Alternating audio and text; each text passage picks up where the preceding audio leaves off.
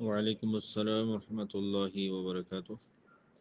بسم اللہ والحمد للہ والصلاة والسلام علی رسول اللہ۔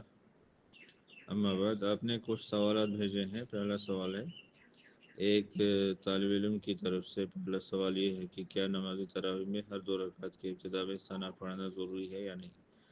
ضروری نہیں ہے ہر دو رکعت کے شروع میں ثنا پڑھنا، یعنی سبحانک اللہم و بحمدک و تبارک اسمک و تعالی جدک و لا الہ غیرک وغیرہ، یہ جو دعائیں ہیں جن کو ہم ثنا کہتے ہیں، اللہم باعد بینی و بین خطایای کما باعدت بین المشرق والمغرب وغیرہ، اور بھی کئی دعائیں ہیں، یہ تراویح کی ہر دو رکعت کے شروع میں پڑھنا ضروری نہیں ہے۔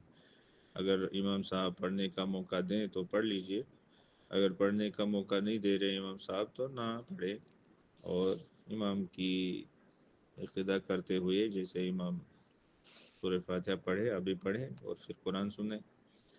دوسرا سوال ہے کیا نماز تراویح میں ہر 4 رکعت کے بعد کچھ دیر وقفہ کرنا ضروری ہے یا نہیں؟ دیکھیے، اس وقفے کی وجہ سے ہی اس نماز کو متاخرین نے، یعنی بعد والے لوگوں نے نماز تراویح نام دیا، ورنہ اس نماز کا نام جو حدیث میں ہے وہ ہے قیام اللیل، قیام رمضان وغیرہ۔ تو یہ وقفہ اگر کوئی کرتا ہے تو کرنے دیجئے، اس میں کوئی حرج نہیں ہے، وقفہ کیا جا سکتا ہے، اور وہ استدلال ہے اس حدیث سے جس میں حضرت عائشہ رضی اللہ عنہ فرماتی ہیں کان یصلی 4 فلا تسأل عن حسنہن وطولہن، کہ آپ صلی اللہ علیہ وسلم 4 رکعت پڑھتے، پھر آپ ان 4 رکعتوں کی خوبصورتی اور بہتری اور ان کے لمبا ہونے کے بارے میں آپ سوال نہ کریں، نہ پوچھیں، یہ کتنی خوبصورت ہوتی تھی وہ 4 رکعتیں اور کتنی لمبی ہوتی تھی۔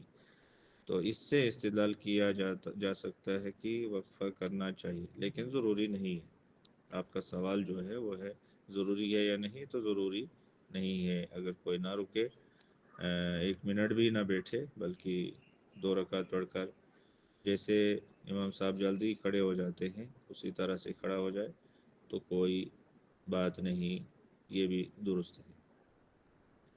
تیسرا سوال پوچھا ہے کیا نماز تراویح کے سجدوں اور تشہد کے آخر میں مادری زبان میں دعا کر سکتے ہیں یا نہیں؟ تو میں یہ کہوں گا کہ مادری زبان میں نہیں، کیونکہ یہ نماز ہے، اور نماز تکبیر تحریمہ سے لے کر سلام تک ساری کی ساری عربی زبان میں ہوگی، کیونکہ نماز کے اندر جو بھی دعائیں ہیں یا قرات ہے یا جو بھی ہے وہ سب عربی میں ہے۔ لہٰذا سجدے میں یا تشہد میں جو دعا کرنے کے بارے میں احادیث ہیں کہ دعا قبول ہوتی ہے، تو اس میں ہم یہی کہیں گے کہ وہی مسنونہ دعاؤں کا ہی اہتمام کرے۔ پھر اگر اس کی اپنی کوئی خاص حاجت ہے اس کو دل میں رکھے، اور اگر وہ مسنون دعاؤں کے علاوہ کوئی اور دعا بھی پڑھنا چاہے جو عربی میں اس کو یاد ہے تو پڑھ سکتا ہے، لیکن مادری زبان میں نہیں۔ مطلب یہ کہ کشمیری میں یا انگریزی میں، اردو میں، پنجابی میں یا کسی اور ڈوگری وغیرہ زبان میں دعا نہیں مانگے گا۔ ہاں، نماز کے بعد، نماز سے فارغ ہونے کے بعد جب وہ اللہ سے مانگنا چاہے، یعنی جب بھی دعا قبول ہونے کا وقت ہوتا ہے، اس وقت جب وہ دعا کرے گا تو اس وقت وہ اپنی زبان میں دعا مانگ سکتا ہے۔ واللہ اعلم، وصلی اللہ وسلم علی نبینا محمد وعلی آلہ وصحبہ اجمعین۔